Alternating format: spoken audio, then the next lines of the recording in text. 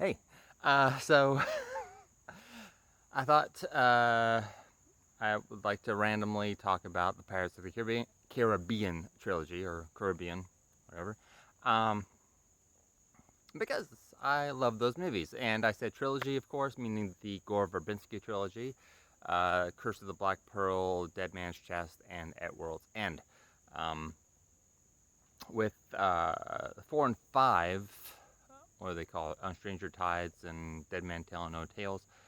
I've only I saw each of them once, and I didn't care for them. Which is why I only saw them once. But 1, 2, and 3 I've seen multiple times, and uh, I never regret watching them again. They're just fantastic films.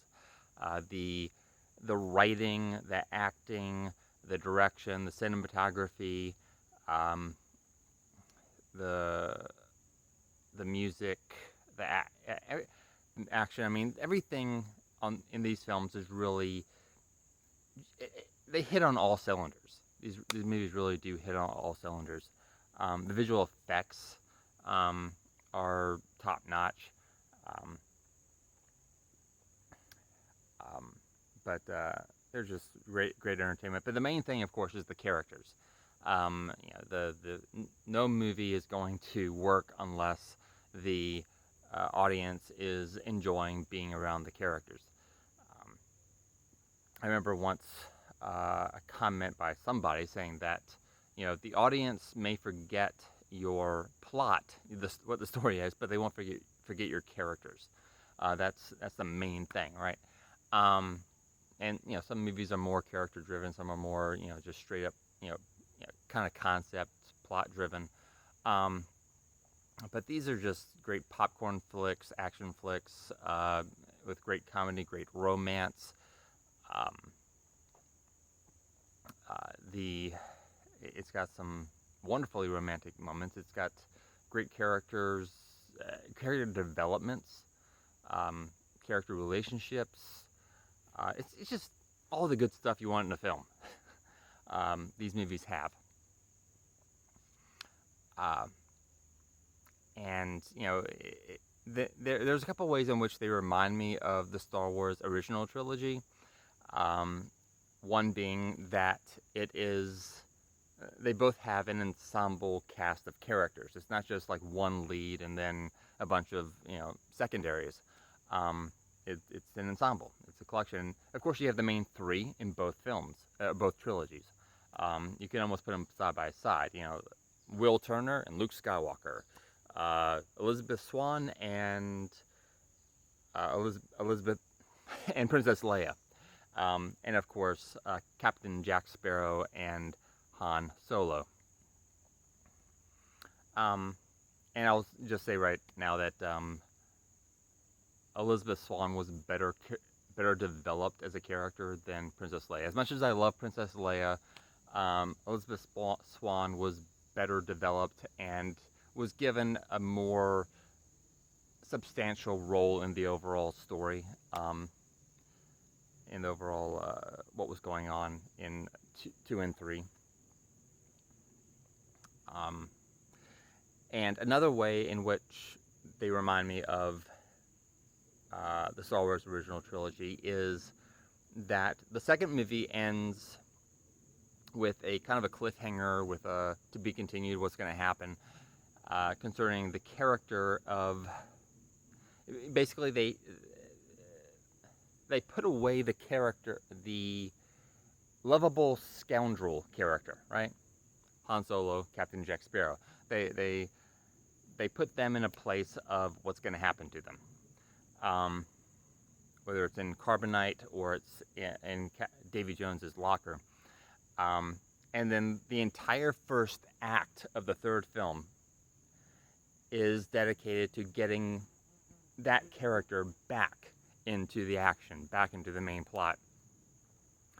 And also, I gotta say that the Pirates movies actually kind of did it better. That in both cases, the motivation you you had the motivation of the other characters to rescue or get back this other character because, he was a friend of theirs. They liked him, they missed him, and of course because the audience liked that character and wanted to see him back. Right? That's a motivation in both films, but with Pirates, the writers actually went the extra mile and made sure that there was a plot-related reason for getting Jack Sparrow back, which was, of course, that he was one of the pirate lords, and that Calypso needed all the pirate lords in order to get herself released from that physical form. Of course, that's the first we hear of it in the third film. It kind of feels like the writers pulled that out of their ass, but it's like, oh, we didn't hear this before.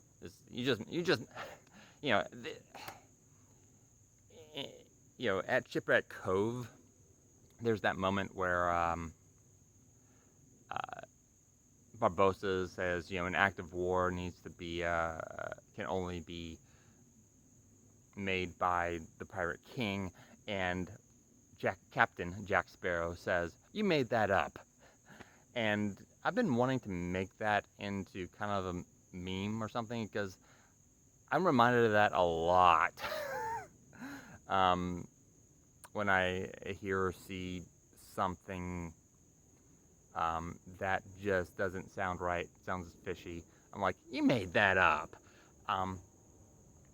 And granted, the writers are making all this up, and and sometimes they're pulling things out and coming up with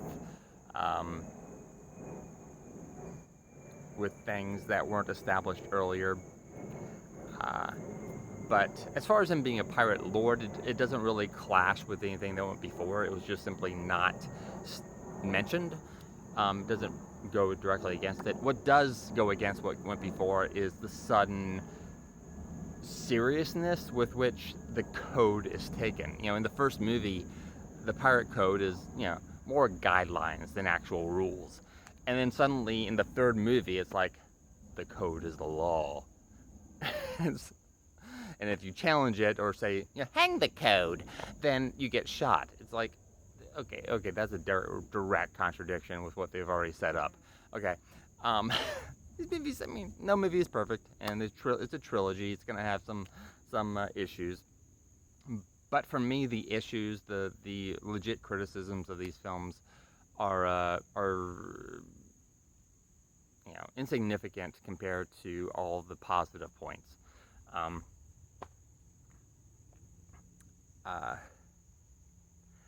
But where was I? When these movies came out, the ensemble cast, the comparison to Star Wars. Okay.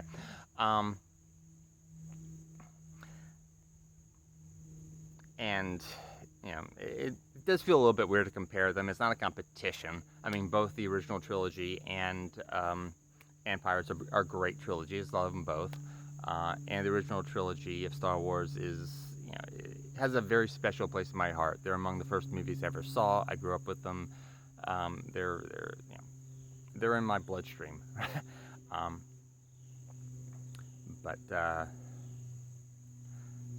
But as trilogies, as movie trilogies, the Pirate trilogy is they're up there. They're up there. They're and if you wanted to do kind of a comparison between the two, Pirates actually has a chance of winning and saying, you could say it's actually the better one. Like I said, not a competition. They're both great. Let's enjoy them both, right?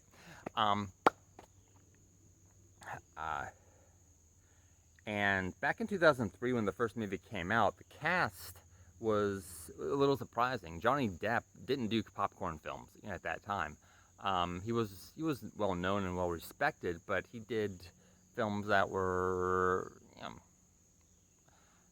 a little bit more eccentric, I guess, than your mainstream popcorn fare. About about as mainstream as he got was doing Tim Burton films, and which was at that point Edward Scissorhands, Ed Wood, and Sleepy Hollow. Um, Keira Knightley was brand spanking new. She had done Bend It Like Beckham, and I guess that got her, some recognition in Hollywood. But as far as the general audience was concerned, I think Curse of the Black Pearl was basically her introduction. And Orlando Bloom at that time was known as Legolas in Lord of the Rings. And at that time, we had 2 Lord of the Rings movies and 2 Star Wars prequel trilogy films. The third, Return of the King, would be released later that same year, and then Revenge of the Sith would come 2 years later. But those 2 were fresh faces. And then the rest of the cast, I didn't know who Jeffrey Rush was, and I still don't know who any of the other people are. All I know is they did a fantastic job. They're actors who are good at what they do. They're just not, opening credits named actors,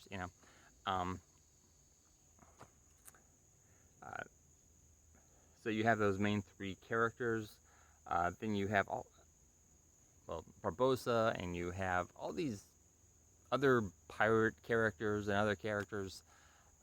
You have of course, the duo on the Black Pearl of Ragetti and I can never remember that other guy's name. But the 2 guys who are always together. The taller one with the one eye, the one real eye, and the shorter guy. They're great. They're if you took them out of these movies, they would lose lose so much.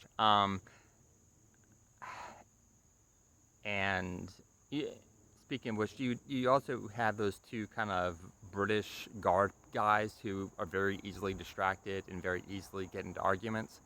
They're in the first movie and the third movie. There was no room for them in the second. And honestly, they're not important to the plot. You could take those guys out of the movies, and it wouldn't really affect them.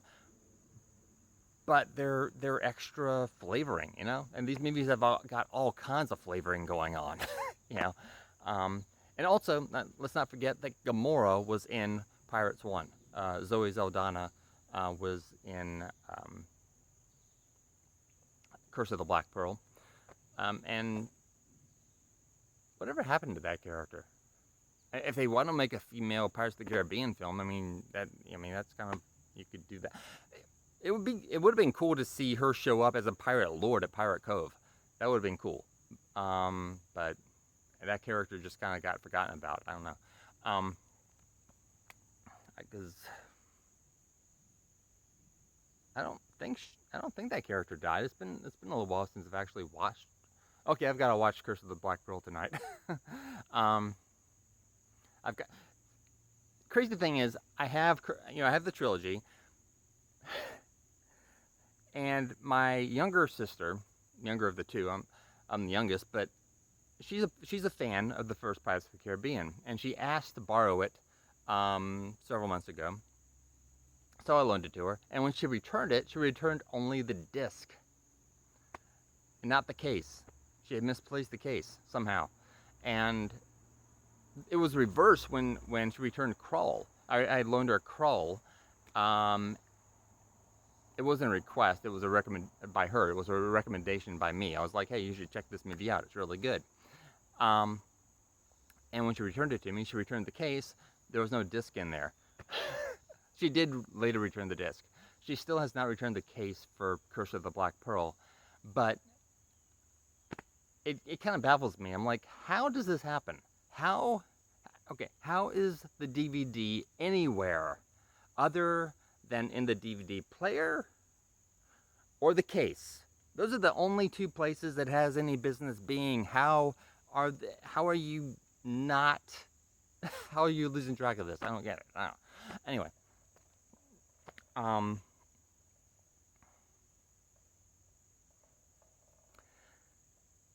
Anyway, this is a very rambling video, obviously. None of my videos are planned out, and this is one of the most rambling ones. Yeah, there are, what should I get into now?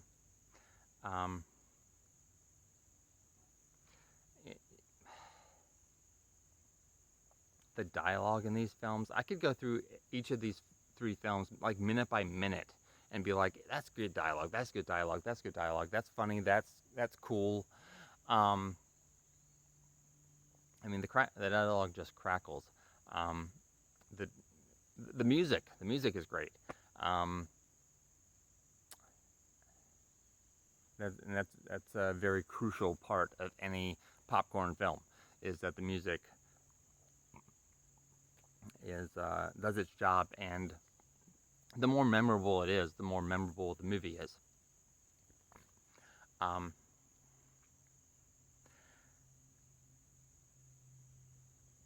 And did my sister once own the soundtrack to that? Because she really liked it. But anyway, in the first film, the pirates were basically the antagonists, the villains. In the sequels, they became, obviously they were very PG pirates. They were violent. They were unhygienic.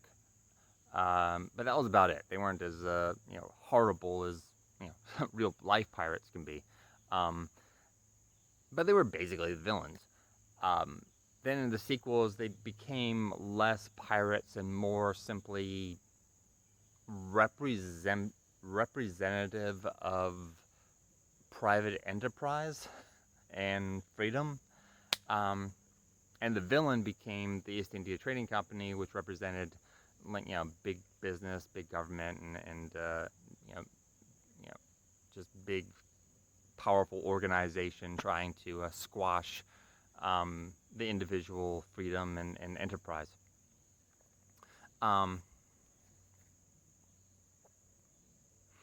So it did change up a bit. Some people have a problem with that. I don't. It works. And then, of course, some people had a problem with the climax to Pirates 3, which, by the way, Pirates 3 at World's End is my favorite of the trilogy. In addition to being visually beautiful, in addition to all the other good stuff about it, what I really loved about it was how every character had their own agenda. Everyone was on a separate team. And it was really fun watching all of those different motives and those different personalities work together and come together into that climax. I thought that was just very good. To see all those disparate strings, all those disparate character, plot lines and motivations, just all come together at that point. Now, some, like I said, have a problem with the climax of 3, where you think there's going to be this epic sea battle with like 100 ships. You have the East Indian Trading Company, which has dozens of ships, and then you have the pirates that got like a dozen, and you think, oh, we're going to see all of these battling out, and in the end, it's just one-on-one, right? And it is kind of funny when that whole thing is over and the clouds disperse, and you see these two groups of ships just sitting there. Like, you can kind of imagine both the captains of each of those fleets going, well, let's see, there's a big storm going on there. You think? Should we go and check out, see what's going on in there, see if our guys need any help? Nah, it's fine. It'll be fine. But But I'm perfectly fine with how it happened because, for one thing, if you had all those dozens of ships battling out, you couldn't have. There's no way the audience could have kept track of everything that was going on. All that action would have been just a bunch of random action, and it wouldn't have meant anything.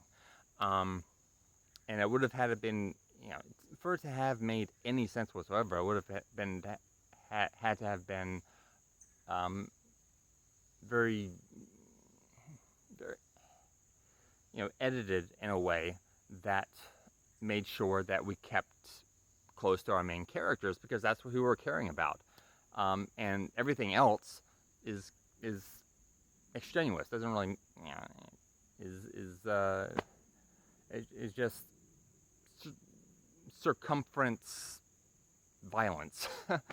But the way they did it in the movie, they isolated and kept focused on the main characters, and which kept it personal and kept the drama at as high as it could get.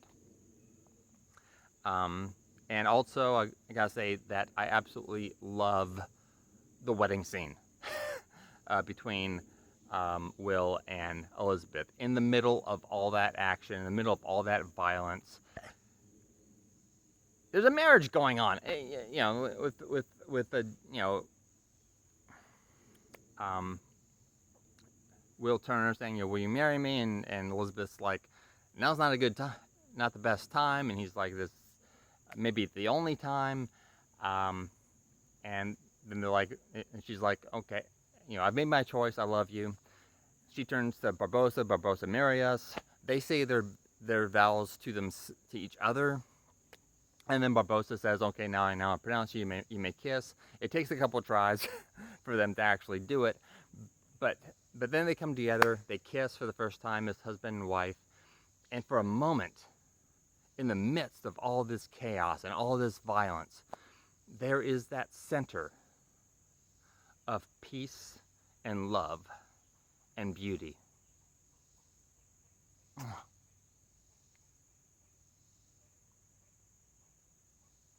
That's the good stuff right there. It's print that out, frame it, hang it on the wall. It's a beautiful. It's just a moment. It's just a brief moment, but it's gorgeous. And in a way, it is kind of representative of real life because doesn't every marriage take place kind of in the middle of that? Because life is chaotic. Life has there's all kinds of problems going on, and all kinds of risks at every turn. But in the midst of all that, people are still coming together and being united, and dedicating themselves to each other. It's wonderful. And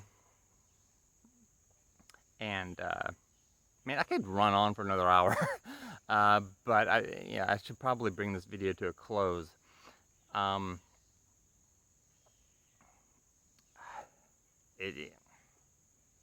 If you love it, there are many fans of these movies. If I don't have to explain it to you if you love them. But